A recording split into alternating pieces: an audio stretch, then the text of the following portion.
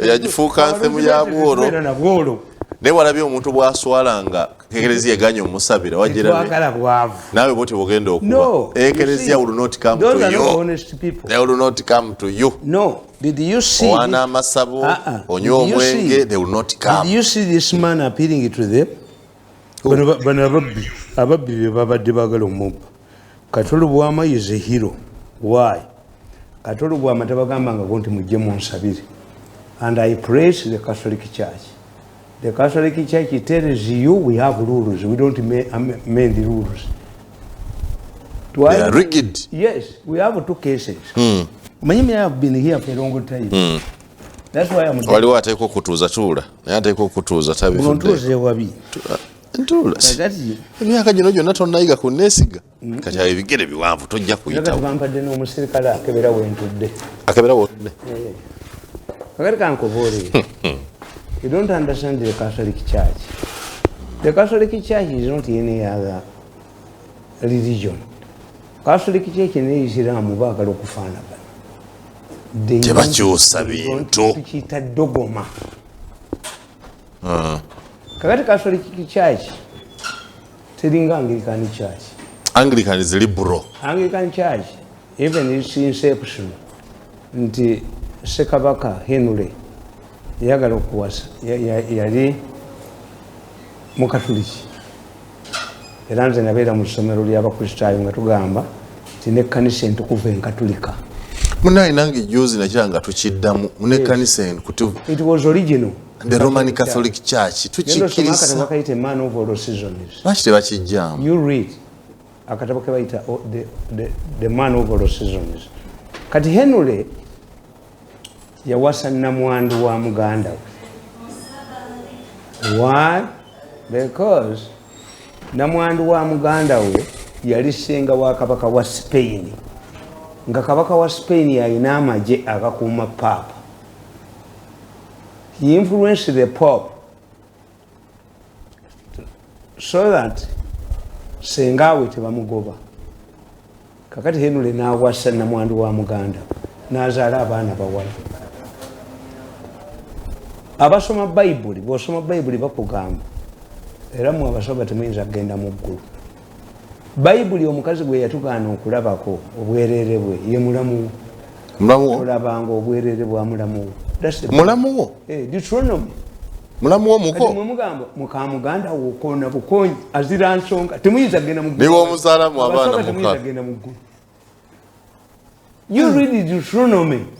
Deuteronomy ekugamba tulabanga ku bwereere bwa mulamu wo fe busoga ekyo sikizi mulamu wo aba mukazi wange nva muno kwira mule kuva muno kwira bajja mu Uganda Bible ebusoga yali ku mateeka 8 babaga nti obwibi nti ekyo mukitoolemu obwenzi mukitoolemu bagamba abamisani abasoga bagamba abamisani ti ebibiri mu bitoolemu Bible ebusoga efugira ku mateeka abasoga si babbi. I'm telling you. They told the missionaries, but they go Mongoli Musoga. Hey, Boli this omukambwe n'abamutwalanga Busoga. Basoga and the Bakiga are highly independent. Two nationalities. Highly independent. Omusoga bw'omutikanga ebintu. These are your vassal states until Uganda. Nga bw'omutika ebintu n'otikane mukazi w'ekavaawo be. In 1928, the Basoga helped us, Baganda. Why? Busoga produced more cotton than Uganda. An inquiry was made by Governor Crawford. How can these people, the Basoga who are stubborn, independent, produce more cotton than this Baganda? Bebatwalanga ekyuma kyatulere menga alagidde. Abasajja b'emmenga abo kasa wamala balangiranga ebbeeyi empya. Nga Abaganda bamaze okulima pamba bambawadde balimire ku bbeeyi empya. Kakati Governor Crawford yagenda okulaba nga abasoga balina pamba mungi. He instituted a commission. How can these independent and stubborn Basoga grow more cotton than Baganda? This is how Governor Crawford came up with the 3 resolutions. No other president has ever made it. 1. he fixed Busuru and Envujo to only 80 shillings, commercialized. Envujo jimanyi. Envujo kitegeeza nti Omuganda ne bwakwata ensene atwalyako nannyini ttaka. Ne bwakwata enswa atwalyako nannyini ttaka. Ne bwalima kasooli atwalyako ey'envujo. Ate Busuru mulala. So this man combined the two in 1928. Najitekako only 80 shillings. Two, Governor Crawford made another resolution that no president of Uganda has ever made. He said, no Chibanja Horoda will be evicted from Wizi Chibanja without the consent of the governor. So it created stability in Uganda, and as a result, cotton production in Uganda increased tenfold. Tell him Kulembeza wa Uganda yali akikoze. Bonna bafijitinga kutaka kubera obalandi roads. Waliwo yawera amanda juzi. Natira kugamba tyagamba ngamanyi bagatwala Somalia. So ekyokusatu ga yakola bisatu ode yokusatu. Yali nkubuulira. Abagambye no bibanja holder should be evicted. Yes. Two, he fixed Busuru and Envujo at only 80 shillings. Kasosa sula shilingi 8 and a third one, he stabilized Bivani. Governor Crawford, bwalaba Mayanja nga atambula aseka, bwalaba Museveni aseka. He made a resolution. No Chibanja Horoda. Why? Abazungu bano bwe bajja mu Buganda baleeta system yewaabwe.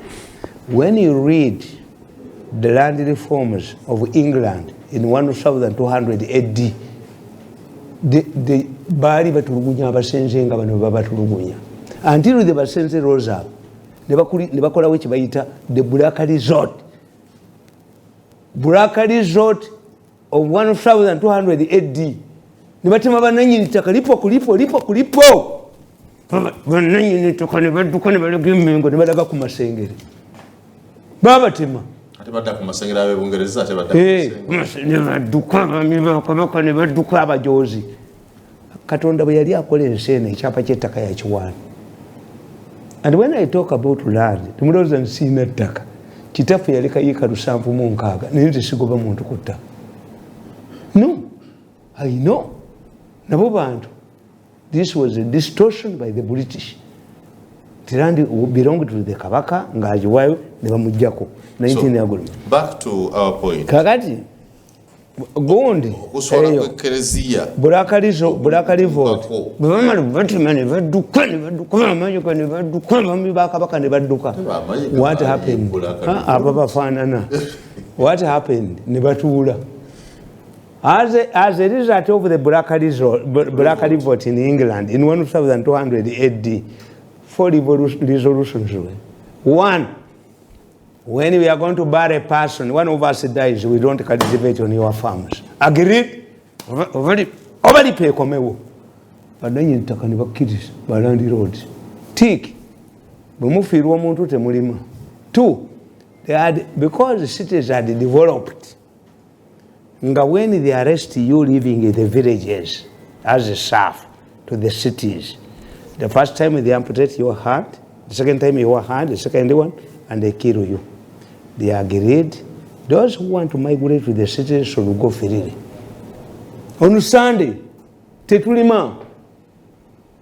Agreed. Nkalipo yewu bemengo, lipo yali yewu bemengo. The Black Report je tubulamu. Tubulamu Black Report nanyene takanaduka.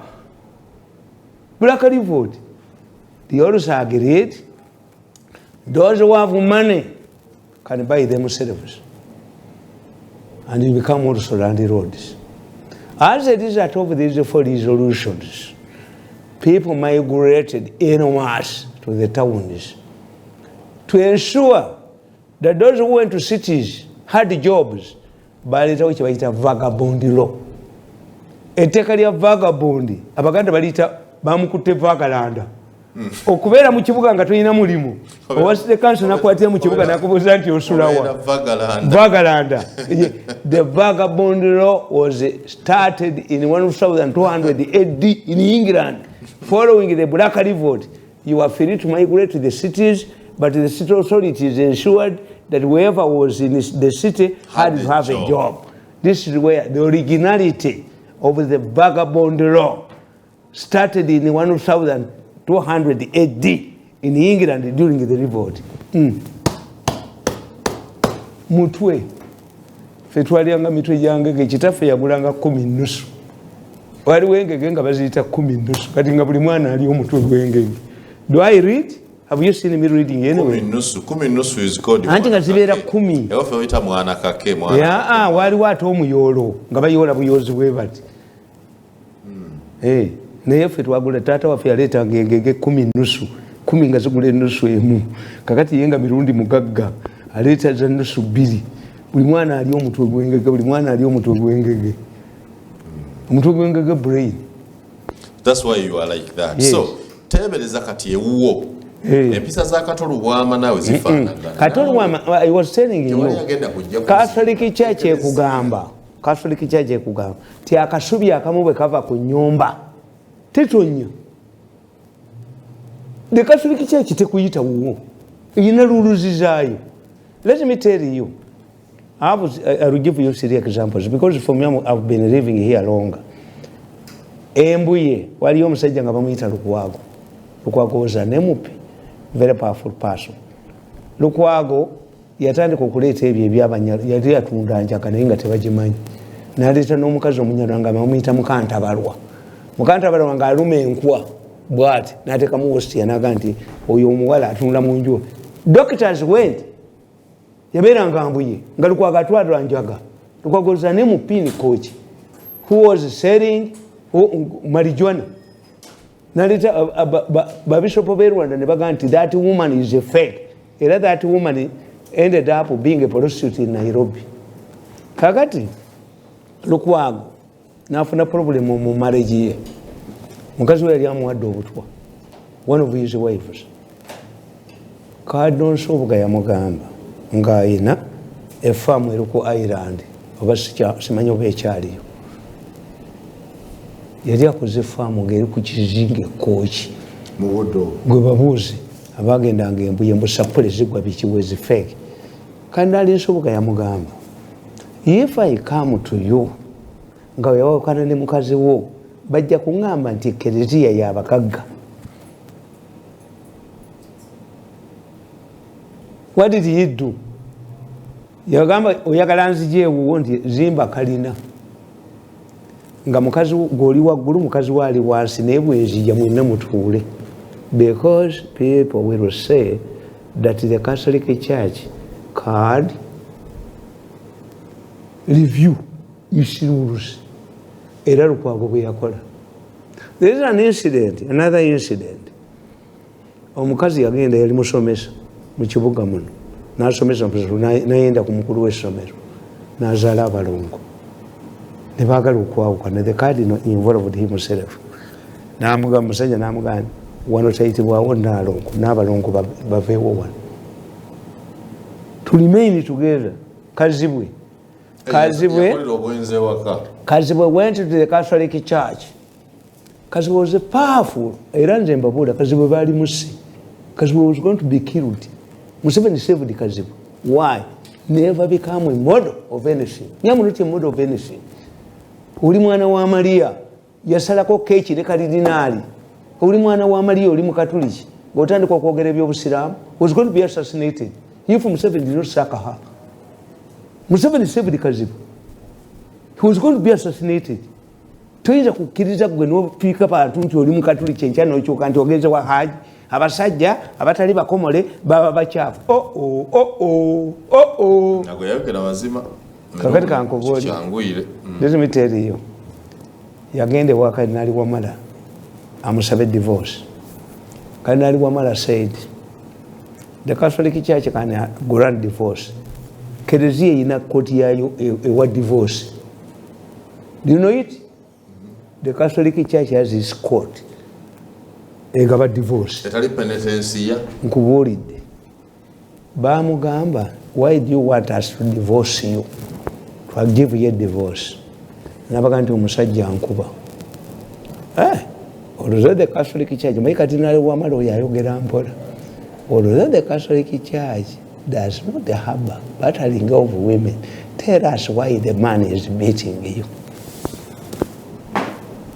Kazi bwe bamuwa divorce. Ekelezia tekkiriza kuba. Yes. Naye tubuulira kubira ki? Kanyeri bwe yamugamba. Awaayo ki? Ate ng'ayina. Ate kazi bwe omanyi abantu abo tebasoma public relations. Musimanyi ejampa mbasomesa. Once you become kati Nabbanja tayinza nti omwami wange ankuba tumusiba busibe. This is a state. The vice president bamukuba, where is the special forces abakuuma? Fwe wetwakulira kamba. Bakuuma ne mu kitanda. Fwe wetwakulira. Ng'okwana omuserikale wa poliisi n'omukwana naga nti wamusabye akaboozi. Luzira myezi 6. Serikale takwane bali mu uniform. Okwana state muka state. Naye nga balungi ennaku zino sanga abapoliisi. Ne bakuba bubino ne bakola bati anti kyovola abapoliisi yafa. In Malaysia, every police woman must be a virgin. Yes. In the 60s and the 50s, a police woman to get married had to ask clearance from the Inspector General of Police. What if a criminal marries you? No kwano mukazi wa side ngoli criminal. Mwabijjawo temubitegeera. If you want how a government is governed, look at the colonial government and understand what was the intention. Obate bwe yajja mu 60 nga afuse president, he did 2 things semutamanyi. Obate found that we did not have a medical doctor, a qualified medical doctor at independence. Do you know what Obate did? He said it was a practice of Europeans to ensure that Ugandans don't become medical doctors. They had to stop at the level of a medical assistant. By the resolution of Parliament, all medical assistants became medical doctors by resolution of Parliament. But Dr. Muba Kiseka, tibagenda makerere kusoma. But revolutionary made sure that these people, yes. You call Obote revolutionary? Obote was a revolutionary. But you have called himself a revolutionary. And the character of the two differ. No.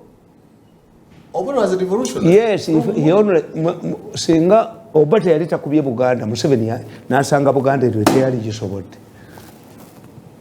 Obote yakuba Buganda n'agiteeka ku ttaka, Museveni kyavudde agisobola. And you're happy? I'm a Democrat. Ekyokubiri Obote kyeyakola. Uganda can say the mistake Obote made. Obote yagamba to when an ancient society is pregnant with a modern society, the only nurse who can deliver that modern society from an ancient society is a gun. I agree with him. It's a gun? Hey. Double statement. Yes, that's what Obote said. Obote said, when an ancient society, an ancient one, is pregnant with the modern society, the only nurse who can deliver the modern society from an ancient society is a gun. Sicilian.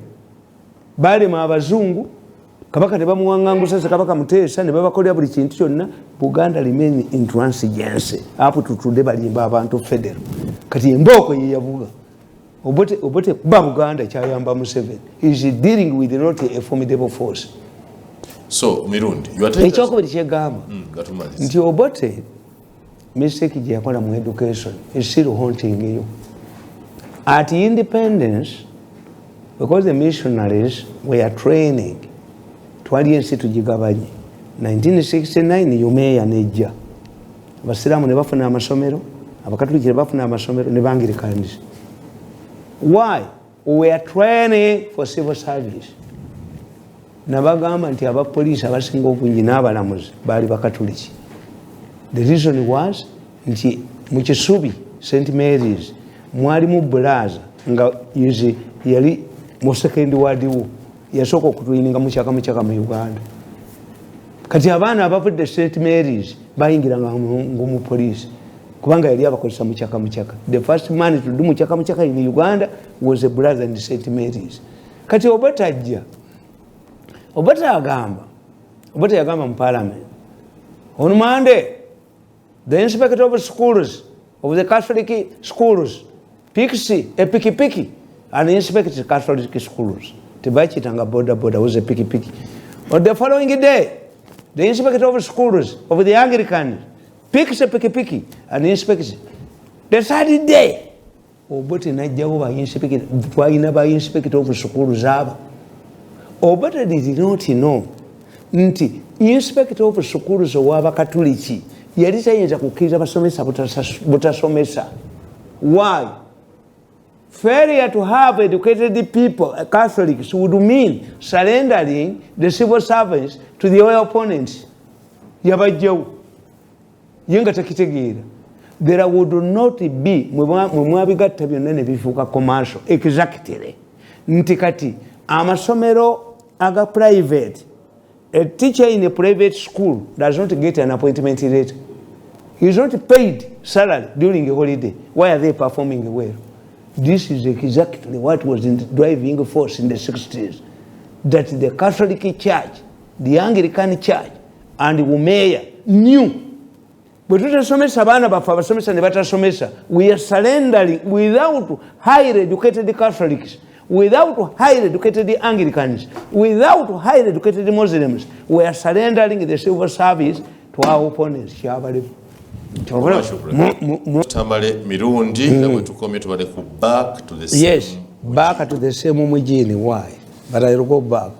I wrote this book, Museveni the Revolutionary. We have a revolutionary, we have a politician, we have a statesman. I wrote this book when? Yes. Museveni the Revolutionary. For God and my country. Written on Monday, 25th of November, 2013. This book is a personal gift to myself. Yes. To mark my birthday. Oh, you are born on 25th. Auntie, Billy Kuminemeka. Nabalaga Museveni. A revolutionary creates peace. A revolutionary ensures justice. A revolutionary ensures that his population is healthy. A revolutionary ensures that his people are educated. Byonna Museveni yabikola. Yasanga abaana 2,000 be bali Makerere tulina university mmeka. Which means we don't study to get jobs. Expert degree of somebody wants to prove that he's the only person who can manage the future. You see, when you go to court, you'll find a robot. Robotish. Some robots can do better. The recordings are there. There were 3 meetings on Friday, Saturday, and Sunday where the judgment was made. But as a human being, if those recordings reach Museveni, you will see heads rolling in the judicial. The judicial will be exposed. Yes, Badusi. Because the argument was create an impression that this man does not want to pay. Even if the harm did not want to pay, using that this bank was operating in Uganda without a license, no judge, no sensible judge would say an illegality can be a legality. What precedent are you creating? Any banker is free to come here and conduct business. And what are the requirements of an investor? An investor must have, to get an investor's license, you must invest in Uganda, $500,000. 3 recordings. I have them. Abasajja babuuteeza mu Uganda temuli mukyama. Nabagamba teri atta muntu n'asigala wano nga miso yayagadde. N'abo abatta oyo omusajja mbayina. Ate tayogera na muntu, tebayogera na meeting. Teekawo $5,000,000 olabe. Abo abasajja bajja ewange. The Sunday meeting ended almost breaking namu ne banywa chai. Sunday meeting bafudde n'abo abasajja abaava e Kenya. That Sunday meeting at midnight a man came to me driving.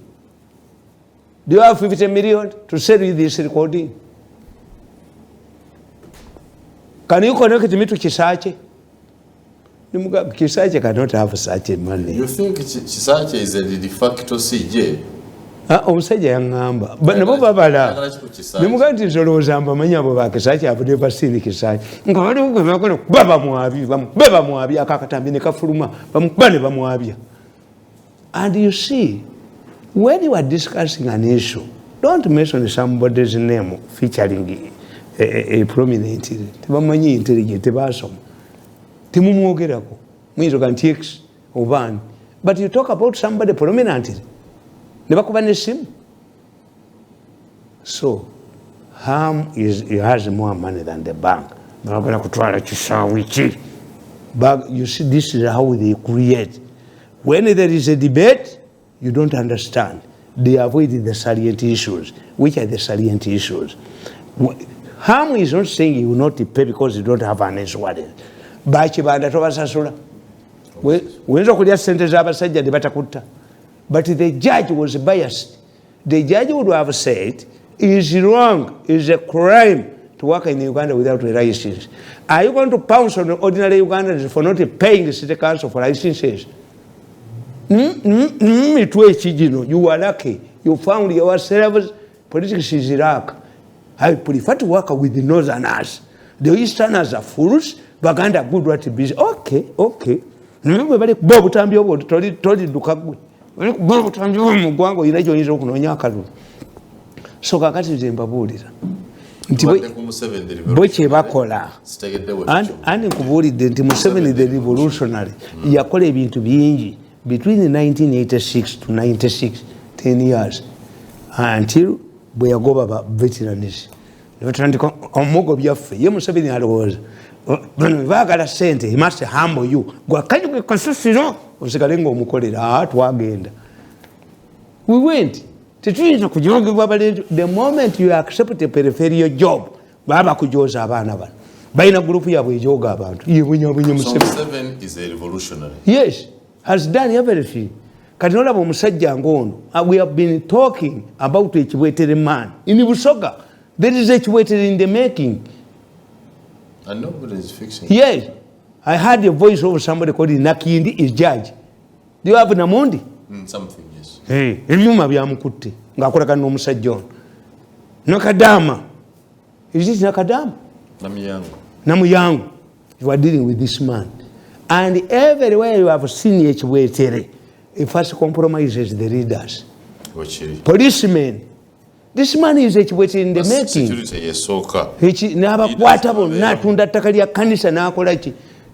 I woke up early morning to write my book. And if I had surrendered to pressure, Uganda yalibadde. Kubanga everybody has been captured. True. To in a state. Tuichita state capture. Nabalamuzi, no, batambulira ku ntoli z'abantu. Tukubaka tambi akola badduka. Tukubabu tambi obwo buli busatu. Ana badduka, tuboye Museveni ola badduka. Ana badduka ne weeyize. So we are in a state capture. Nti emani ne Busoga awambye gundi ezitalizize, ekkanisa ezitalizize. Nga buli omu amanyi nti ekkanisa za musajja gwagigobyemu. Atonda ettaka ly'ekkanisa n'agula bannamuyango, n'agula bannakatamba. Nagula omulamuzi mulamba ebyuma byakutte Namundi yani kasankuga nti ebyuma byakutte biba byakutte. So everybody is fearing this man. Then that's why you get a Chiwetere. In Kenya omusajja yayokeza abantu why government ya Ruto mulokole ne vice mulokole ne bakazi babe balokole balina charge. Kakati in that case, mulokole believes you senyonga, you pastor God yakuba bujingo. Bujingo manche kitegeeza, kumanyi bujingo kitegeeza. Erinya bujingo. Nani oyo yakonye ku bujingo kuliko simbyerala muwala wa Malije yagendanga nadda, aligenda okuddanga luwedde okwaba. Obujingo kitegeeza ekintu ekinywevu. Kitegeeza obujingo mu Lunyarwanda kitegeeza nga Katonda bwe yatonda omuntu n'amuteekako emikono n'amuteeka bwe bujingo. Muganda besenyonga mulumba Pastor Gadi lumba bujingo olabe. Amanya temugamanyi obujingo kyeki. Fe Abaganda nkubuulidde nti fe Abaganda twabiyimbanga. nani oyo nti omusajja bwe yali agenda yakwata omwana w'omuwala omulungi n'amuteeka mu mpuku n'ateekawo obujingo, a strong stone, obujingo. Nani oyo akonye ku bujingo kuliko nsimbyerala muwala wa Malije yagendanga nadda aligenda okudda nga tewali yabba muwala, yamulekera obujingo.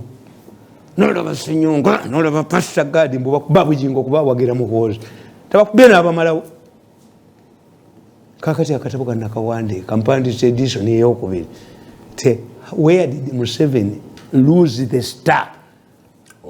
Abaali bagenda okulaba Yesu bajja batambula bulungi like Museveni in 1986 emunyenye yababulako. Go back to the same mujini. Museveni, if he wants to remain in power, must go back where he lost the star. This is my book. Back to the same mujini. Where do you think he lost the star? Yagoba ba veterans. Election is a CS ezakuba abantu. Mane niziyingirawo. Bano abajozi nsi abalowooza bantu bafukamirira. The moment he accepted to be transferred, programu zange bazijja mbajjawo. Olowooza amaanyi gemba kubisa ga Katonda. Bawita abaveterani be baluwa. Beyajja nabo mu nsiko. Asigaza mota na muhoozi bagwa. Because NRM temanyi obuyeekera. Go. The only two people, Hajati Mukwaya and Haji Mukwaya, bebajja mu CA. Why? There was no planning. Museveni wanted to market ekintu kye kigende mu bantu without considering easy people.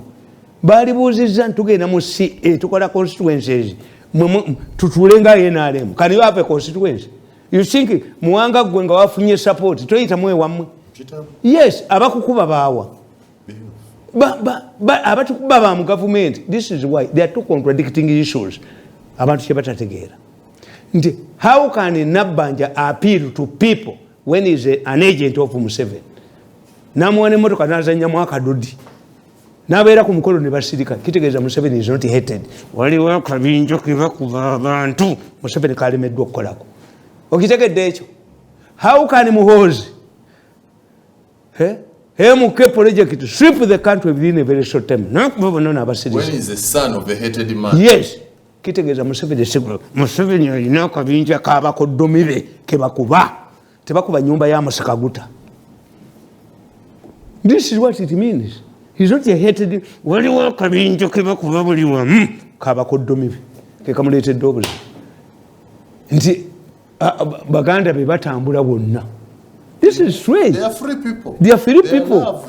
Abantu babaagala. Naye waliwo eyalimba abakobano n'abateekamu akamanzi tebasobola okufuga eggwanga. That was the mistake. Museveni alina advantage gy'atalaba. Bamwagala. Tukiyita missed opportunity. Okumanya bamwagala nadde mbabuuza wa. Bonna baagala nti mulwadde ensi nakubunkenkene tewageze kusaninga wali mu. Ate mwana kankubuulire. Abantu tebakkiriza. Abantu baganye omanyi omuntu omugezi ne bwasirika obusirisi. Abantu bagende Museveni yatya genda Russia muwukule nnyo. Simulwadde. Museveni yeekuuma bw'ati Museveni alina hygienic condition nti yatidde genda Russia. Era ekyo tukirina abasiraamu anti abasiraamu be bakiina. Sulemaani bwe yafa ebisolo byagaana okukkiriza. Enkuyegezi ezaababuulira. Enkuyegezi ezaabuulira ebisolo nti Sulemaani afudde. Kuba Sulemaani bwe yafa yasigala ku ntebe ye bw'ati ku Namulondo. Enkuyege zibaga nti bane Sulemaani mufu. Nti mwe enkuyege. Kuba Sulemaani yayogeranga n'ebinyonyi. Sulemaani ngayogera ennimi zonna. Yes. Era waliwo ekinyonyi ekyakomanda kimuga nti ndabyeyo kabaka omulala omukazi naye akusinza amaanyi. Sulemaani ngayogera n'ebinyonyi. Sulemaani Katonda yamuwa ekyengundi kyawe. Kyova olaba buli chief justice abeera ne Sulemaani judgment abamwe tebayina. Abanekintu ekyamagezi. Yes. Every chief justice must to become a chief justice. You must have a Suleimanic judgment. Because I was wondering if the president had COVID, why would this be announced? Anti ulira obanga Museveni yekuuma bwati afuna COVID okyogerera ki?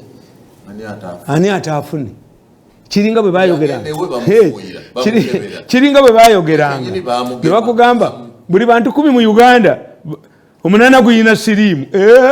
Kakati, are you protecting the people or encouraging them?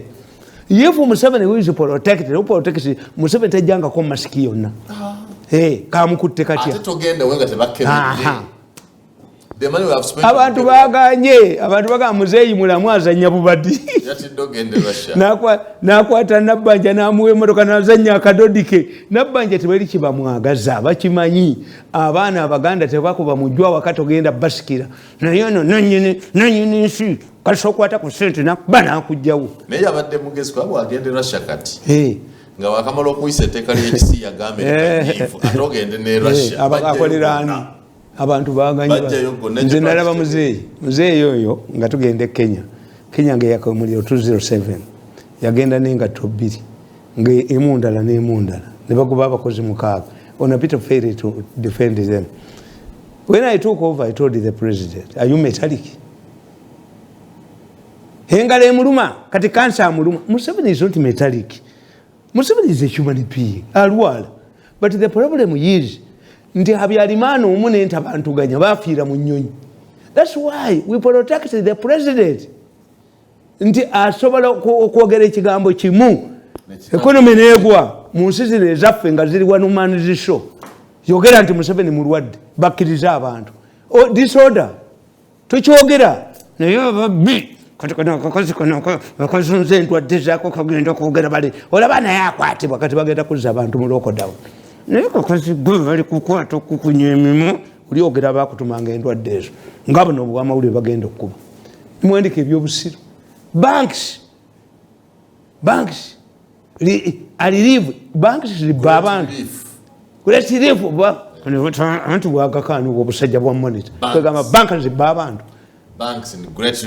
How can you be a chief justice and make such? Why? Because a judgment is criticized. Timuyinza kutujoga kutunia ku mitwe tujja batu balaga obusiru bwamu. Era nawandika nja kano nsomera akatabo kano nkamaze kano kalaba nabagamba ki Muhoozi Harold is the key to any future politics. Abatu bidde namukubana omujozi namukubana bakabinja kabajozi bano. Era kyovoola bantu Muhoozi abantu bamwagala.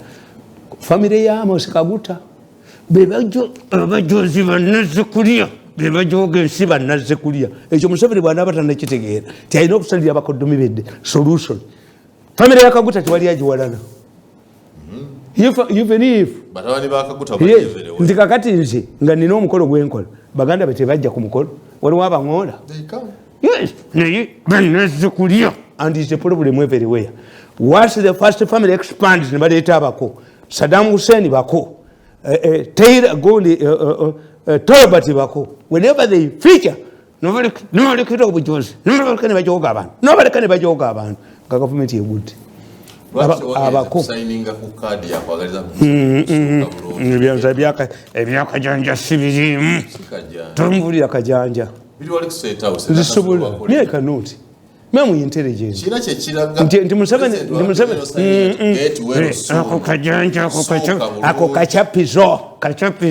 ako kachapizo tontwalayo kati njagala olusomera akatabo kana akamuhoozi ke nawandiika naye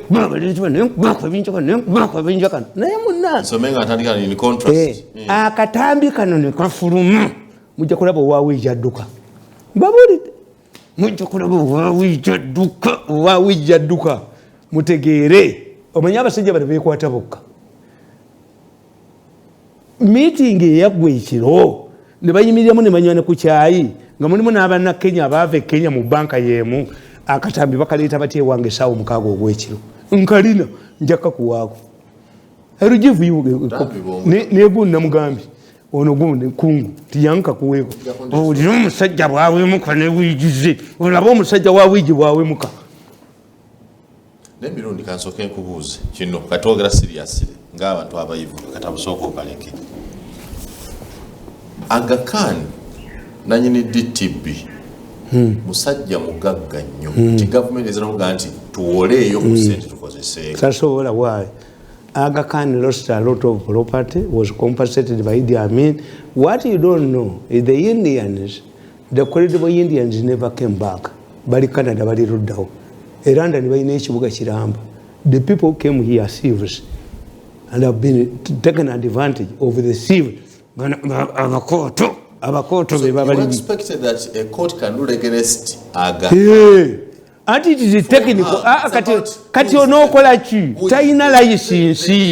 Musajja gwe bank eno tayina license. Tewali chief justice ayira kudya.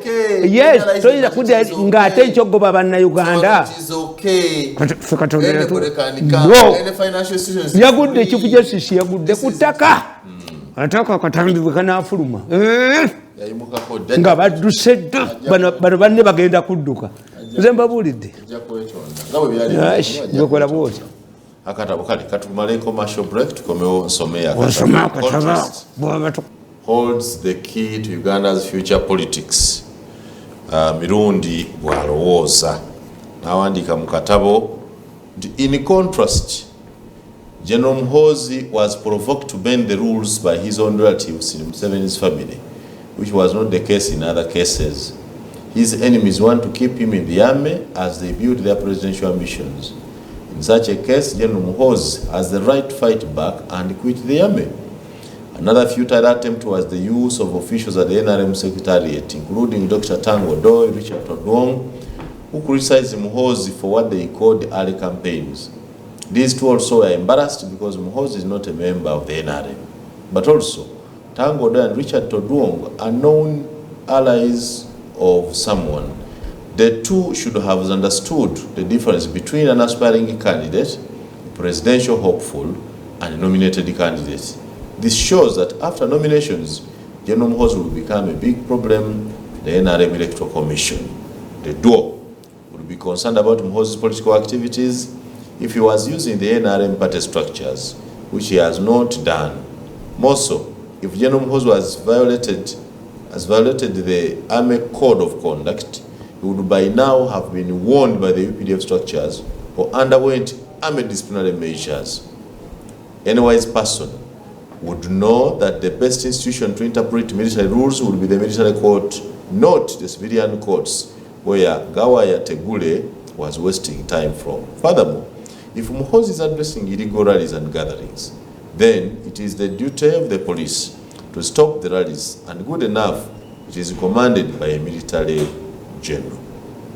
On the other side, asking General Yoweri Museveni whether he will offer himself again for president in 2026 is also rubbish. This is Mirundi's book. You need to ask, why is this question coming up now and not in the past? There is a saying, we will cross the bridge when we reach there. And the people asking this question lie in two categories. One group includes those who want to victimize Muhoozi once President Museveni says he's coming back. Others are political vultures who are not so sure of where to place their allegiance. A serious person should not ask himself to declare his position now, because in politics, you have to first have a fallback position. The Constitution is clear on what happens in case a president dies in power or is incapacitated. There can never be a leadership virtue. And finally, when a president declares his last term, he becomes a lame duck president, and the public attention shifts to who will succeed him. In countries which have term limits for presidents, the sitting president loses his status. That's what is haunting Uhuru Kenyatta and the leadership of the ruling party in South Africa, ANC. I think Uhuru Kenyatta should have appointed Raila Odinga in his government during his second term. Another mistake these groups are making is turning General Muhoozi into a victim. Society sympathizes with victims, not the arrogant victors. Ridiculing General Muhoozi has backfired and his positive image has emerged. The same mistake applied in Uhuru Kenyatta's ascendance to the presidency in 2012. Malicious Kenyan newspapers carried stories of Kenyatta having reddish eyes, depicting him as a person who spends days and nights in bars. He later defeated them. Here in Uganda, Robert Kyagulanyi also suffered such malice, but currently, his political party is the largest opposition in parliament. I myself am another example. Godfrey Kurubia and Robert Kabushenga, then managing editor of the New Vision newspaper, declared me a madman, but even claimed that Museveni had invited my mother to witness a mental checkup on me. I literally became mad because someone wanted to grab 5 billion through my office. Immediately after I lost my office, money was pumped in my department and I was thrown on a jirikiti tree where Baganda throw dead dogs. So when I write, tewali katabo kempandise nesikalabako. Why? Abakola ebintu bino tembategeera. It requires a mafia to understand a mafia. That's why I said you were mafia. Yes, I did mafiaism. No, you were mafia yourself. Mbamanyi. Omwenzi ategeera omwenzi. Gomanyi muwanga. Goyina omukazi omwenzi. Asobola okuleeta omusajja mu nnyumba n'agamba nti mwanyina. Ate olw'endongo neevo gwokamala. Naye mu nnyumba mulimu omuntu tiwamuwa enkoko ye. Kali ye imagine nti omusajja ono yalinze enkya. A mafia does things beyond human imagination. A mafia kills truth. A mafia does not discuss salient issues. That's your newspapers. Is it because Ham does not want to pay money? Oh, if Ham does not want to pay money, you give him a loan. How much money has he paid you? You don't want to carry out an audit. And in the short run, let me tell you, why do Ugandan companies don't have to leave regimes? You run them as parastatals. A business cannot operate on a business. Can you look at the basics first? Yes. Did Ham get the money? He got it and paid them. Did he get the money? He's demanding. Did he get the money from DTP? Yes. Did he know he was going to an illegal entity? Yes. No. That's one of the lawyers' issues. That's not an argument from a Chief Justice. A Chief Justice would say, yes, operating in Uganda without a license is punishable. I'm punishing those who did not do this. But at the same time, if Ham got the money from the unlicensed bank, did he could start to live with Bayogera? Did he use the money?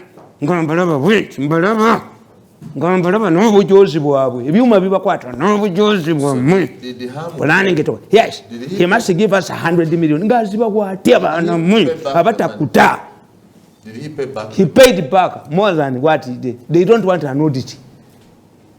That bank, Ham has more money than that bank.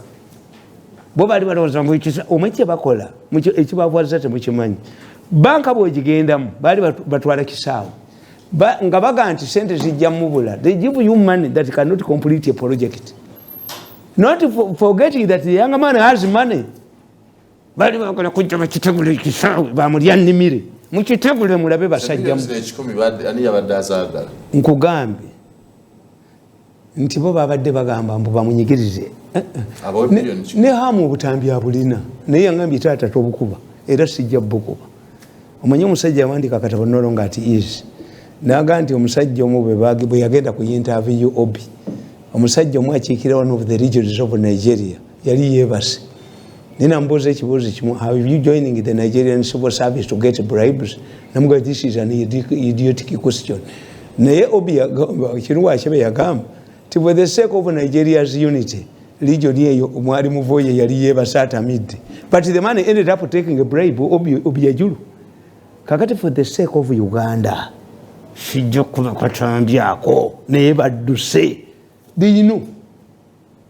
Akatambi kajja kugenda wa Museveni ategeere the judiciary he has and who are influencing this judiciary. That one I can assure you. And Museveni trusts this Butambi. They will reach him. There are 3 meetings. The Sunday one, attended by people from Nairobi. Mbandi aunga abana bakalise ku midnight. Mu Uganda temuli mu kyama. Why? You are not cohesive. Ensi abakyawadda mujoze buli muntu yenna ne mujoga ne mumalawo. Kyobalaba akataba kano kalaba. I predicted kana akataba na predicting nti bagenda kukwata kitatta. Nekika predicting. Nemba gamba nti bagenda kazibe bagenda mu humiliating. Nembagamba Kadaga bagenda mushiriyetinga. Why? How mafia has captured the state? Nababulya nembagamba nti one, there is a fattening period. Bakukozesanga kitata. Bamala okukozesa bakufatteninga. Naye nga bagenda kukyeyambisa benga kabusenga. Nekugamba they take advantage of sickness. Kadaga bamanyi basobola mushiriyetinga kubanga ayina 3 billion zibayinza omuwa ng'alitalinze nga speaker akiringinga yo ne bamuniyako ne bamufola ekidoli ne bamuniyamu nembaga nti ono Mayiga twamulabe wakyakala omusajja afunye 32 billion ez'emmwanyi nali kale n'olaba akakolwa kafiro eyimba akakolwa nga kakyagalaza olugole mu nnimiro z'abanne waabo era omusiri gwange baagulumbi omanyi ngenda kutta bantu. I have the most modern farm coffee plantation in my area. Eri ku irrigation. Ate gasufulanga kintu kyonna mu government. Ne pipe zange bazijjemu, emwanyi zange bazinogadde batema emiti ne bakola ki. Obusajja buli buba buli. Ngenda battiramu. I'm going to address simala gatta bwentyo. Ngenda kuyita abeekyala atolooza bazibba bava walala. Mbagambe nti mugenda kulaba emirango. Kasajja kangenje obuvangunyo naye njagala kutta. Naye ate mwana wange nze mbeewuunye. Katumulemu kato. My family omukazi n'omwana abirabira. Naye katumalize ekyakibwetera ebusonga. Omuyizi amwerisiki tteeka. Waliwo Professor Makerere, waliyo omulamuzi Namundi, waliyo ani. Ebyuma byaffe bibakwata. If government does not move in to solve this issue of Chibwetere church, a church that operates like Chibwetere, you will see the people in Busoga. Kubanga aba compromises. This is what happens. Nti abali badde bamuchekinga. A man eyakuleta obulesi. A man who constructed the police station. A man Namundi. There is a professor in Makerere. All your conversations are monitored. I'm telling you. The best thing would be fairly. Mulowooza muli ba Katonda. But you are not mujja genda mu ggulu Kato Lubwama mujja musangayo. Because you are pretenders. How can you take 1,000 churches from a person who started them? Nga tewaliimu. N'otandika omusajja n'omuganda n'okusoma. At least kati aye priest gwe n'ozimba church nene nnyo. You were pretender, you are not a good servant and will be punished more. Yesu yagamba tebali balibera ku byambalo byammwe. Why? Abayudaaya balina enkola nga bayuza ebyambalo byabwe nti banyiize nnyo. Pawulo omutuukirivu n'abaga nti basirusirumwe abakomola emibiri ne muleka emyoyo. Ffe twakomola myoyo. Tetwakomola. We are not pretenders. Mimbikiririzaamu ebintu byange naati siroga. Naye byerigemu bikuba bugulu babuwanike. Waliwo the point I'm a wish. Provoke me in my coffee plantation ejja kufiiramu. Nekyenjagala okukulabula nti awaliwo okufa. Huwa. Oyo omuntu gw'oyogerako si mwangu. Oyo gondi pastor. Tulinnya biswa nti ate enkulukuku. Ayina ki? Nabbi ki? Akwata bana abajega nanga ankwata. Ayisobola okunkubira ku ssimu. Tugendemu. Tugendemu aleete nange ndeete. Aleete ndeete. Ndeete ebyewaffe naye aleete. You see, this man is innocent. Ekanisa sizizo za musajja ono muwe kanisa ze twalako kyotutteko. Namundi Professor Makerere, you are monitored. Ngono gwe bakutte obutambi tuba tubulina. Take me to court nkukube nkwabye. Miso. Let me tell you. Kati gwe miso atalina office Let me tell you. Mumbere, I saw these politicians shouting themselves hoarse. The people from Kasese. One. Nabaganti one of the advantages, the strategies of Museveni. Zidiezi, bubato tegera Museveni. Museveni does not base his strategies on a rallying point. Amini akomao, obota akomao. No. Museveni relies on good government policies. Ate yaba kwata. Napanja nazi na wakadodi nenga amabati wagazizai. What does Museveni want? One, don't say that the money is not there. Museveni yakusanyusa nenga nabe kalamoja bategedde ti amabati gaboka kozeeki. ogazizaayo toga nti yazikuwadde kiringa bw'obeera mu maka abaana nobalekera sente nga nyaabwe ayonoona nyonoone tebasobola kukyawaggu baga dadi sente azitulekera dasi Museveni. Museveni bw'aba akola ekintu talina taapu esumulula mazzi cupa ey'omusaayi oba amazzi ku muntu drop takolangako kintu nakiyiwa mulundi gumu no eringa ennyonyi erandinga egeragera bwe neddayo ennyonyi eri dangerous nga erandinga bagikontrolinga eba erwana na gravity. That's Museveni. Bw'oba ekyo tokimanyi tomusobola tikakati mmwe ab'ekasese mwalirayinga kumumbere. One, when the ICC investigated the Kasese incident, they gave me a report. There were armed people in Mumbere's palace. The government and the security forces were exonerated. They sent here investigators. I'm powerful. Bambulirako. Two. What were the armed people doing? Hey, balimu gabali armed. I thought he had guards. Hey, He's entitled to government. Kakati ekyokubiri, what you don't know, what will surprise you. It will not bw'onoolabanga ngenze ne Mumbere ekasese. Ani? Me. Gwe. Ekasese. Nga muwerekeddeko. Oyogera lulimi ki? Nga muwerekeddeko. You ne Mumbere? Let me tell you. That's not possible. Mumbere wanted to negotiate with the government and he sent emissaries. Wanted Cardinal Wamala and myself to talk to Museveni and to talk to Muhoozi. The person who went to Mumbere's place went as a doctor to beat security. And he talked to Mumbere. Mesimirais it. Kakati bano tebamanyi. Government eri faceless. Kankubuulire okuva le bakola Buganda Riot Buganda yaddamu okubeera n'effujjo.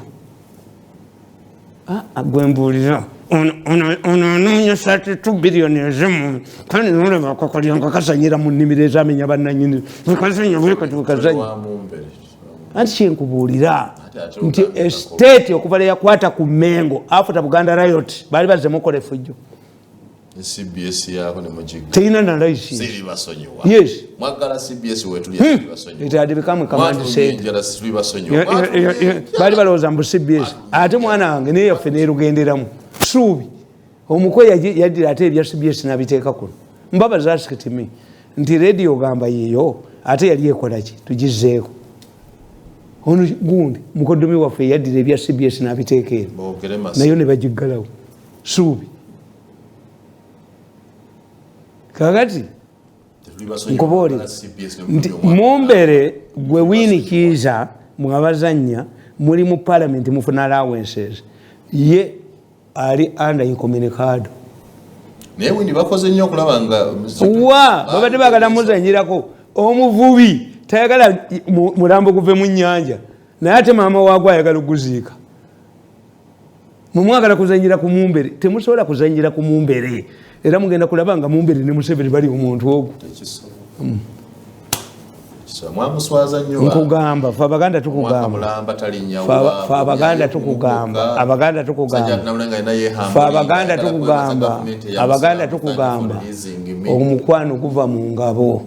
It is after a fight that you recognize the importance of somebody. To me, I admire Andrew Mwenda. You think we fought for 10 years. NRM will ever get any vote from NRM? Yes. NRM? Hey. Yes. Bakuwana Mirundi. Mumbere will never be the same. Mumbere ategedde nti mumuzanyisa. Nga kabaka ate singa musome ekitabo kya Ssekabaka Muteesa Mutibiti yali bikoze. Amayiga abadduko obuddusi. With whom did Ssekabaka Muteesa learn? Anti wulira ekitabo kya Muteesa kimanyiddwa. Myamu not a scavenger like you. Who believed more than the believed family? Amwe Muganda you were not. Agate kankubuulire. Singa Abaganda basoma ekitabo ekyo Muteesa was honest. Era Muteesa mu conclusion ye yakola. Muteesa aleka avumiridde ekibiina kya DP. Is a party of the caste word bakolimi without the Democratic Party obwakabaka bwange tebwalifudde. Mutesa yakasiga Democratic Party. Mutesa yatukako okulya lumonde agaze. Mutesa bwagenda Sembabule oyo kumita mu Miransanafu obote namutegere yali amutunze eyo agenda okusanga Mutesa yaduseewo dda. Mutesa akugamba mu kitabo ki yasanga abasajja ab'amagye nga bali mu Vaxwogan enforcing curfew. Ne bambuuza mwe basajja mu abatambula ekiro temumanyi curfew. Mutesa aganze nasooka okwogera nabo nembaga nti ate ffe ebyakafu bya Mutesa n'obote ffe bitukwata tugenda kuziikaawo ti abasekani nga former commander in the chief n'emiyondo gyabwe nali ngimanyi abaganda baali ludda abana abagamba wendikwa byafuule phrase nga tewali mayinja waliko wendikwa nga tezinnavuga negweduka obote recruited all Kabaka's former chiefs into Uganda civil service bagenda ne balya. There are times when you should know what concerns you, your family, and when you've been in the grave alone. Tikati Kato Lubwama mukozeemu ssente naye kati grave agirimu bwoki ne babagamba nti banange Kato Lubwama yina kye yagenze nekyo mu muziiku olaba badduka abakazi bw'oba olina abakazi bangi nobaga nti ekisajja kibadde kikyo kyangu osole ku kabbuli adduka buddusi. So there are times when it should dawn on you as it has dawned on Mumbere nti these people are exploiting my predicament. Akitegedde Mumbere would be a good man. A setback is good in politics. Habona bakifa mutima baani wa tebaliyo. A state is never provoke a state into battle. Obate yakuba bwakabaka n'abujjawo. Tuleke gogamba tuyagala kukuni yako tuleke state yetuniyeko because the state is powerful. Ani nkubolidde because the state togikozesa force batukozesa ekyo nze bampala nabanwanyisa. Have I committed any crime? How can you accuse me of committing a crime when these soldiers are here? When do I have that time to commit crimes?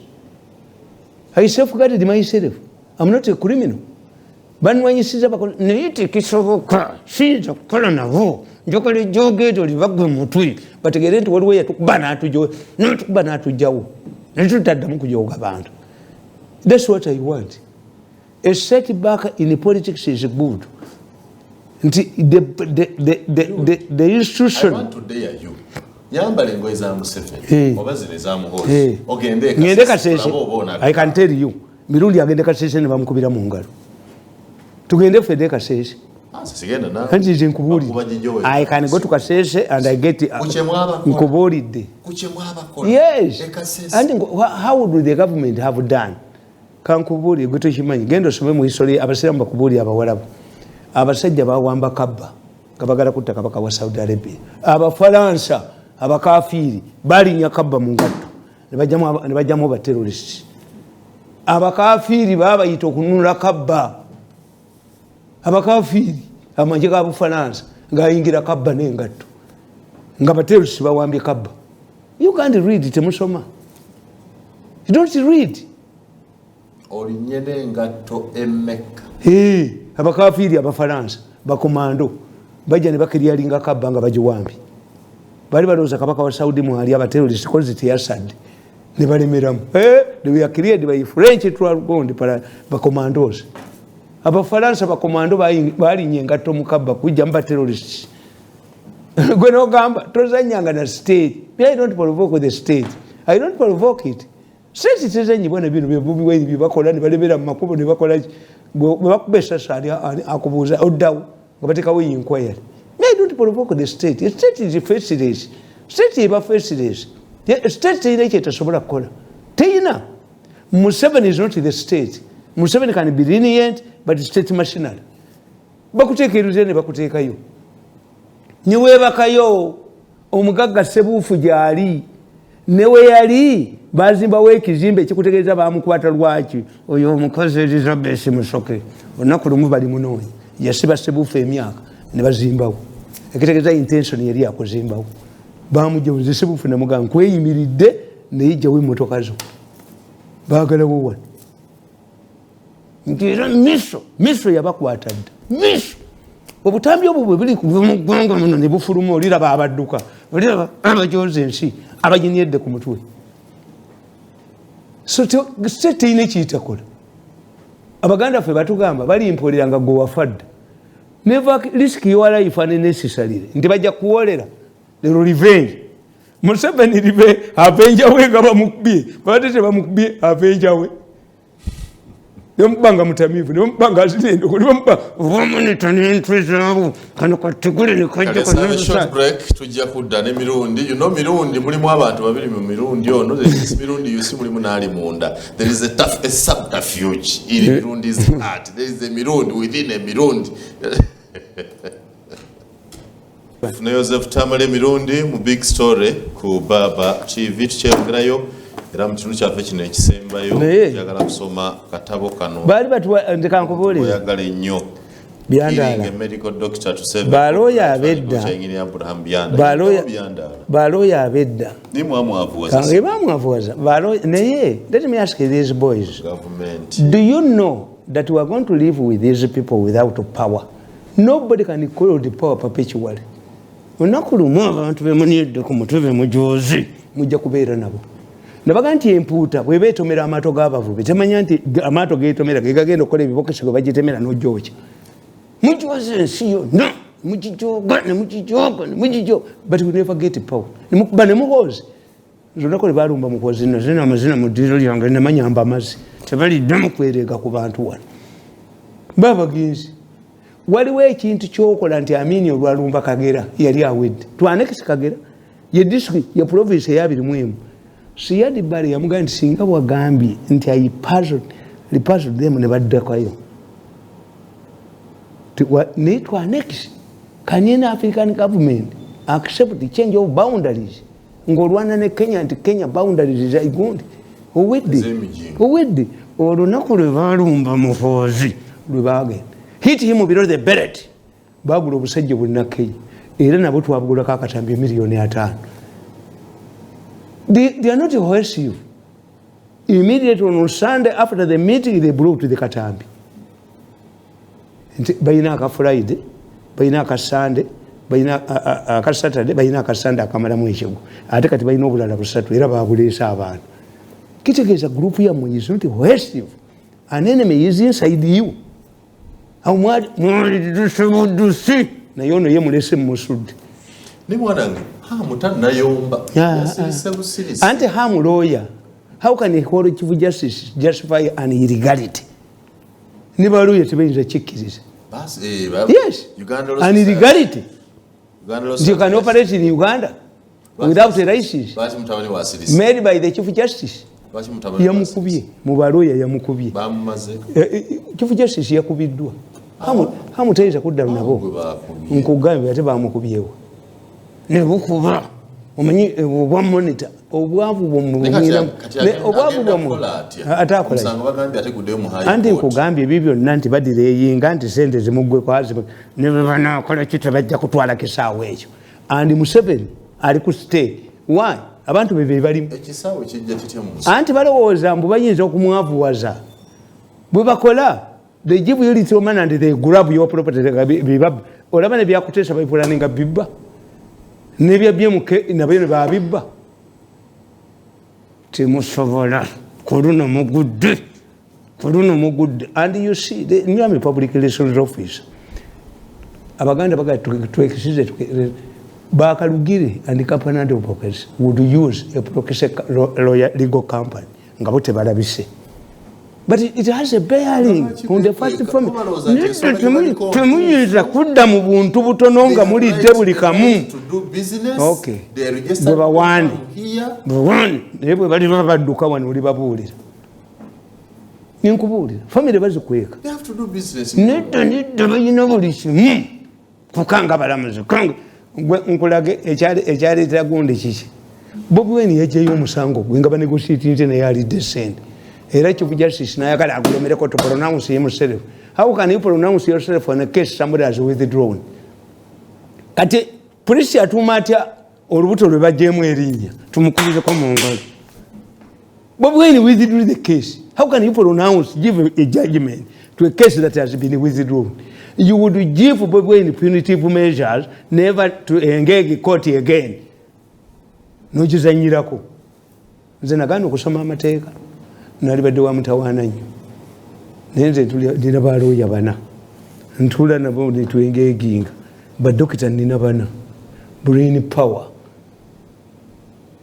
ate nze mbagamba era obwongo buli munze anti obwongo buli munze nze nina senta ate gwe omugongo ogwokuluma webambye ku bwana obuto tewebalira myaka omugongo bagwogera omusajja omukulu noyogera mu bantu mbu omugongo gunuma webambye kuba otasobola soma akatabo kage tugende noonya bakadde banno okola exercise okola kyogenda mu jimu gwe muwanga ode ku baana abato bana abasoga abaira mu mulowooza mayido n'amayido nago kakolera ku muntu omugumu zolerabyeko nguti omugongo gunuma ffe mu Baganda tuyinza okwogera nti omugongo gunnuma era omukazi namalaga nti omugongo gunnuma Abaganda bakitegeera nti bbaawe takyayina maanyi oba oyita bantu omuganda nayogera nti omugongo gunnuma ne bwaba mukazi ne bwaba musajja fe Abaganda twogera nti omugongo gunnuma webambye ku bwana obutuufu na sayiziyo kubanga gwe bwolabanga onyirira buno obwana bwolabanga onyirira tebumanyi nti emmotoka nkadde ate yingini empya egikuba motoka enkadde bwegiteeka mu yingini empya egimalawo toyina kisa nkubuulidde ezo ndwadde z'abakadde weepanse kubadduka ekikumi funayo abasoga abakadde kadde ebyo si byamayido amayido galinga mafuta gaddusa motoka namu ne bw'onodda ku mayido ofudde tobuulyanga nabantu mbu omugongo gunnuma noyogera mu bantu ne mukazi we bajja mutwala ate gwe kyasobola ekwebamba ate if you want to treat omugongo you go to Hong Kong abasinga okujjanjaba emigongo be Hong Kong kubanga omugongo guyina obuntu bwe buti bwekagira bwe kati okatereeza Hong Kong yes egifuna sente if you want to treat omugongo you go to Hong Kong bakuteekamu akantu bwe kati akayiso bwe kati okomawo oyimiridde naye ate mwe muyina ebbuba kubanga kati omugongo bwe guba gukuluma ate nodda mu byaffe ate bw'otadda mu byaffe ate n'omukazi agenda kakati awo kyobulaba emigongo gibaddamu olina okubanga olina omukazi omukadde yaleka ebyensi nasooka aleka omugongo ne guhiiringa muwanga Katonda nga kkubye ebbalaayi nakuleetera omugongo ku myaka gyo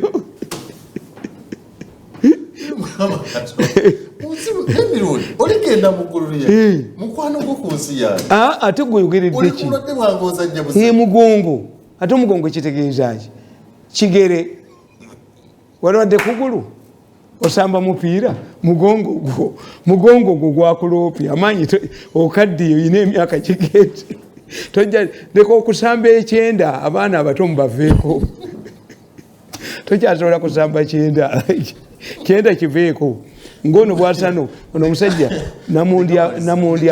namundi abuulire noyo professor then the issue they would do nenakadamu what they would do is to help this man to get his churches then wabalokole nimulema kubba musajja mukadde ajja bakolimira nnyo churches ze kakati soma akatabaawo nkubuli abaana bano bwe bakola kyemuva temubategeera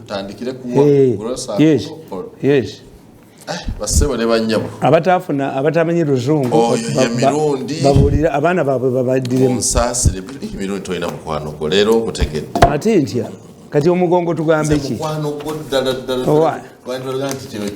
kakati omuwala bw'afuna olubuto ffe tumubuuza gwali olowooza nti byolya bigenda mu mutwe mu lubuto era omugongo ekikukulumya kyekyo anti ejja kuddamu kozi yeeyo bano abaana mubaveeko n'abawala banywa enjaga abo nabo baagala 12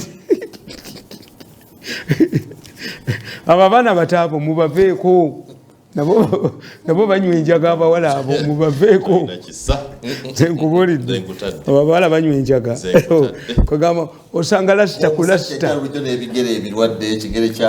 Ebigere byange. Wazimbye goyita. Nedda ekigere ekyange engatto ye yakyokya. Ekigere ekyange engatto ye yakyokya. Era nyambala n'engatto ezaki ez'egundi nendeka empewo neyingiramu. Naye omugongo mugongo tebagwogera mu bantu. Weeripye ku byotasobola. Ka 1200 kagenza okwete katanulu y'amatafaali. Mwebalire mukuze.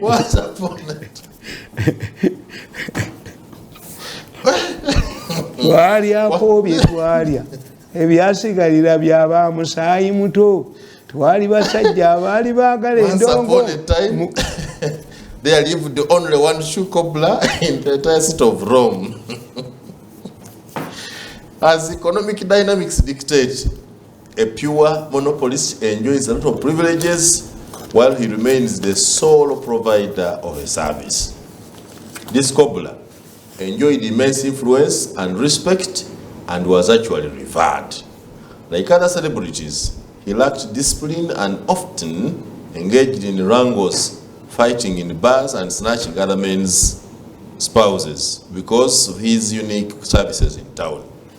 During one of his regular balls, he killed a fellow patron and was arraigned before court. During his absence from the city, those with need of his services suffered and nobody took advantage of it, making him even more important. The day he was going to be sentenced, the courtroom was filled to capacity and others followed proceedings from outside.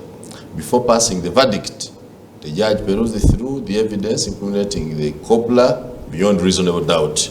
It was clear that he was going to lose the case. The judge, however, asked the cobbler to tell court in mitigation why he would not be penalized in accordance with the laws of Rome. The Roman tradition was that once convicted, he would pay by his own life-death sentence. It was at this juncture that a man inside the courtroom stood up to raise an issue. "I have something important to tell you, my lord," he said. The judge allowed him to proceed. "As you know, this is the only cobbler in this city. His demise will mean that we shall lose his services forever.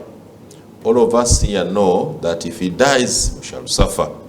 The judge asked him what the court ought to do, given a crystal clear evidence against the cobbler and in the face of the Roman tradition that had to be maintained. Somebody must have practicing races. The man stood up again and clarified that although the Roman justice required the convict to be killed, it did not mean that the killer himself would die. This meant that what was needed was to kill a person to satisfy the spirit of the dead. Therefore, under the arrangement, the cobbler could be saved by killing another person in order to satisfy the spirit of one. Somebody has to pay. The question was raised. For a bank that does not have. The question was raised as to who would be killed instead of the cobbler. The man argued that since there are many medical doctors in Rome, one should be killed in order to save the city's only cobbler. The suggestion was taken unanimously, and one of the medical doctors was killed to save the cobbler who had actually committed. Kakati bana abaana bwe bakola mafia ya Uganda bwekola, the culprit is left scot free. Kakati sokola be kankulage wano bye bakakola.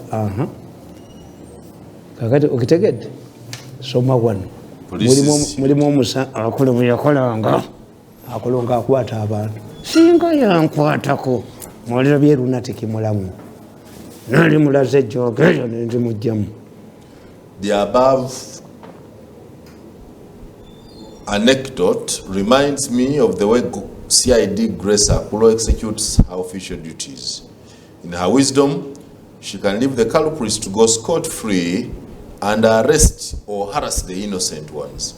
She kills the innocent medical doctor in order to save the powerful corrupt officials in government. She does not premise her judgment on fairness as a Roman judge, abandoned traditional Roman practices of fairness and natural justice. Let me be clear. The Kato Road saga, that does not apply now. Is it what you want? Anti jirabe babajikola. Abasajja bano ka group ke kamu. Bekabba oluguudo lwe Kato bawayiriza byandala. Babba sente za Museveni gali mu bank. The same. This is the same group at play. Akabinja kajozi ke kamu. Ke kabajo. Kakwata amawulire. The Kato Road saga has attracted a lot of hot debate. However, Akolo deliberately shielded the real wrongdoers. This has been her practice. Using a network of shrewd young men in both inside and outside government who control the media in Uganda, they direct their focus on the medical doctor, leaving the murderer cobbler to escape justice. Any sensible person with such evidence on Kato Road would know that Byandala wouldn't be taking the media attention he has received. The first culprit fets the attention of any balanced or impartial CI director would be the managers of Housing Finance Limited. Housing Finance is not a bogus company. It's well known in Uganda. This means that by granting the grantee, it had confirmed that it was a credible company. Why do we have grantees or guarantors? This is derived from court. If a person is granted bail, he must present credible sureties who can guarantee that he will not escape if given bail. Housing Finance was used because it was a reputable company in Uganda, capable of refunding the money. They did not use a suspectable company under the same court rules of bail. If those who stood surety to a person okay, that person, they could be trusted, they go back to court and withdraw their responsibility, and therefore the person loses the bail rights. When the managers of Housing Finance realized that the company they had guaranteed was bogus. Secondly, does Grace Akulo tell us that Byandala, as the responsible minister, was part of the housing deal? Was it that her colleague, Robert Kapcha, in the division does not reveal this evidence in his negative stories about Byandala? The second Kabusengo lyovumo olunaku Vesirongo neyakuleeta mu bbaasi okujogaba nekkulu bye bagamba yadduka ali ku kyeyi bikolimu okalima byenkoko tebitaka munye enkoko ne kamunye kiriwo ekisinga obungi ku nsi kakati okiraba ti oluguudo lw'e Kato abantu ba Uganda tebamanyi how things are done. Oluguudo lw'e Kato when you are gond you get a contractors committee muyinula you advertise baleeta company oziraba kankulage wano kampuni ze baleeta oziraba yiyo gwiraba naye olunaku lumu abantu bano bali kwatibwa. There is a time when we will live with these people you have humiliated with their families nga temulina political power kuva yo power yabalemi temujja kukikwatako power yabalemi kuba bali balowooza nti bajja kujoga abantu era bakwate ne power temusobola njikwatako mwana yabakubye ne mudduka ujine berisati muko abatutte emisindo obubwabwabwa engobo ejja ku kyalo obubwabwa ekweka bwekwe buno bwekukumi butegule bwekukumi buno kannalusaaji soma wano soko somaawo nti bwe baali baadivatayizinga nga baagala anakola oluguudo lw'e Kato yunula yalina contract committee Byandala tatuulako ne baleeta housing finance to guarantee Byandala teyaliiyo ne baleeta insurance Harisi Byandala kasajja gwe naye Kabusenga yawona abaana be tebabamanyi Kabusenga abaana be tebabamanyi bali bafumba giddi kibula baba bange beegiriisa bwegiriisa ensi ebaagala naye kulubya ne Kabusenga abaana bammwe bajja kubajjigga wano. The company or firm, Tao International Limited, that purchased bidding documents and submitted a tender is different from the company, Tao Construction Company, Inc., that emerged from the evaluation from the shortlisting or disqualification. Therefore, try bids of Tao were replaced by those of Tao Construction Company, Inc. during the procurement. Is this possible? Yes. ne badduka sente ne bazitwala bazibbe katosi baleeta company mmeka fake nti yagula tenda yanga nga munagiwabira mutya naye mujja kukwatibwa kasita kino kiremye kasita ekyokukwata pawa kiremye ne mwepanka ku muhoozi omutwe baki mugenda kulaba abadduka omubbi bwakuba oluginero twegula alina kudduka amuteringiyo mujoze enseno ne mugijooga nemujooga buli muntu yenna nga mukozesa obwamawulire bwabwe these are documents kiddemu obabuulire kampuni teyaliiyo. The company or firm was called Utah International Limited that purchased building documents and submitted the tender, but it's different from the company Utah Construction Company Inc. that emerged from the evaluation from the short listing or disqualification. Therefore, the bids of Utah were replaced by those of Utah Construction Company Inc. during the procurement process. Ababa agadde kulirawo sente kubanga oluusi eri batalina misolo talina bagibuza ebintu bingi ono owabireriwa naye olunaku lumu bino byonna weebiri biri documented obutambi buli ne video mujja kulaba abadduka ng'obutambi biddwa ensi yonna nga badduka buddusi omanye waffe wali abasajja abasaba baganda abo babbi abamu kujjako obusajja bwabwe kati abasajja abo bajjanga mu kalisiza trading center ntunda eddagala erikwata abasezi ngenda kuma akabaani wano omusezi asigala wano agenda kwekuba ebigo 9 wagenda ngaokulaba omusezi kangende egaali yange tebagiba tugenda kulaba obutambi obukubwa olaba abamuganda olabadduka olaba abawiiki abadduka ngaobutambi bufuga bwensi yonna waliwo ekiseera kyobutambi the butambi period olaba adduka nga adduka bantu nankoni butambi period ate kati buli wide spread. Somebody said when I went to the president I found him with the Kato Lubwama CDs. If you go to Muhoozi he has his sacks. Mujja kulaba abadduka ng'obutambi bufuga badduke omuntu agende mu constituency awulire obutambi obukubirwa mu badduke nga yaddukeyo butambi period technology kakati soma waneera bakubulira ababba oluguudo lw'ekatosi ne baavuwaza byandaala muyina obugaga bajja butunda mwalivudde mwakola dda oddala ewiziriro nga muli Zimbabwe mwatema dda nga mwatema dda n'obujoozi bwammwe mbabulidde abantu baliga nti akasajja ako kayogeranga nuwa yayogeranga nti amataba gajja mugenda okulaba abadduka anti eddoboozi liryo bantu bawulira obutambi bufuga mu bbanga bwokka tobulaba olyokolaba nga abasazi beewaffe abagamba musajja bagendanga kumanje ngenda kuma akabaani wano naye omusezi akyasigadde wano agenda kwekuba ebigo 9 wagenda nga okulaba omusezi ngaagawa tebabba egaali yange wenagirese mugenda kulaba abadduka abajooza ensi ng'obutambi buvuga ne vidiyo kati soma wano baliyoola ababba oluguudo baliyoola ne batunda ebyabwe anti bayina Utah International Limited submitted only one application for pre-qualification evaluation for Kapchorwa Saum Road. Yet the outcomes from the shortlisting or pre-qualification evaluation shows it submitted applications for 7 road projects. Moroto Nakapilipiti, Kanoni Sembabule, Mukono Katosi, Rukungiri Ishasha, Kagamba Ishaka, Ntunga Momirama Hills. Therefore, new bids for another company, Utah Construction Company Inc., were introduced a procurement process well after bid opening.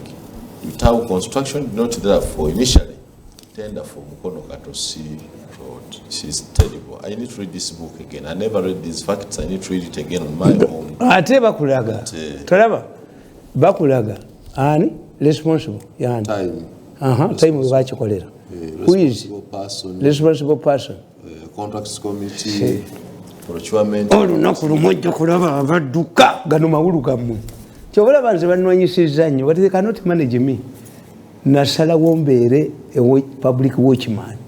abaana bange babonye mutubonyereza nnyo family yange sente zange Museveni nazimba omukana nampa sente ne bazikwata mbwejjaku mumpite surrender that money to my account nze nkimanyi mujja kuteebula.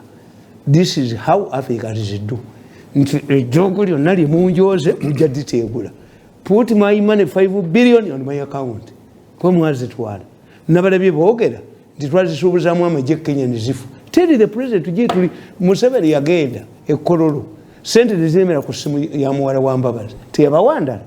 How many times has Museveni given nange ezanga mpeemu endala ngende nkola ebyange mbate niti muyinza kulowooza nti nja kwogera nammwe teriyo nga basoma budget musawo eziddako. The budget is completely useless. Why?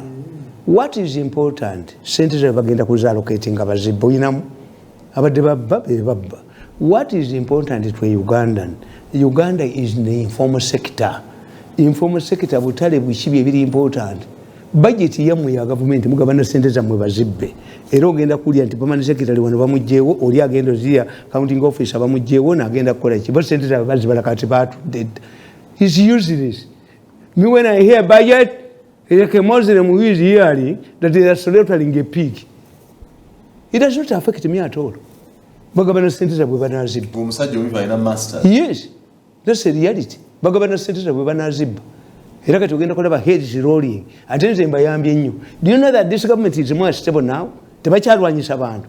They fear to create another Mirundi. Badi tebamanyi. They can fight for another 10 years. And I have the cost of resistance to fight for another 10 years. I have the cost of resistance if they don't give me my money. The man does not tell us what he wants. I want money. I want the money Museveni gave me. Museveni has never denied. I want the money the Canadian investor gave me. Put it on my account. The battle will end. Omuzimu ogwogera tegutta. Kale, wetu batumalirize. Nayo kulowooza nti mujja kunjogako mu balenzi mu. Simon Yanga.